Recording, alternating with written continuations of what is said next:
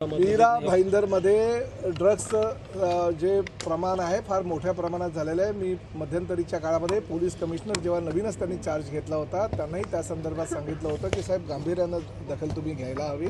आणि हा कोण झोंबी वगैरे ते दोन मी मुलं लहान लहान मुलं बघितले, एक कुठला वाकडा झाला एक तिकडा झाला आहे। अरे हे असे जर प्रकार मीरा भाईंदर शहरामध्ये व्हायला लागेल तर आम्हाला पण लाज वाटण्यासारखी गोष्ट आहे हे असे। आणि ते मी जे विश्लेषण बघितलं की ते झोंबी हे ड्रग नाही आहे, ही चायनामध्ये कोविड काळामध्ये तयार केलेले एक म्हणजे हे व्हायरस नाही आहे, पण ते एक अशा प्रकारचं औषध होतं की जेणेकरून ते जनावरांना दिल्यानंतर जनावरं शांत बसायचे आणि त्यांचे ऑपरेशन केले जात होते। आणि ते झोंबी नावाचं ड्रग म्हणून जर त्या चायनाच्या औषधाचा वापर करत असेल आणि आपली मुलं जी आहे ती बिचारी देशोधडीला लागत असेल, हे चुकीचं आहे। मी आता ACP या ठिकाणी आहेत, त्यांना तर सांगितलेलेच आहे, पण मी पोलीस आयुक्तांनी DCPशी बोलून एक चांगला स्क्वॉड तुम्ही निर्माण करून परत हे ड्रग्स झोंबी असू दे नाही तर झोंबा असू दे हे शहरात येऊ नये यासाठी प्रयत्न आपल्या पोलिसांनी करणं गरजेचं आहे।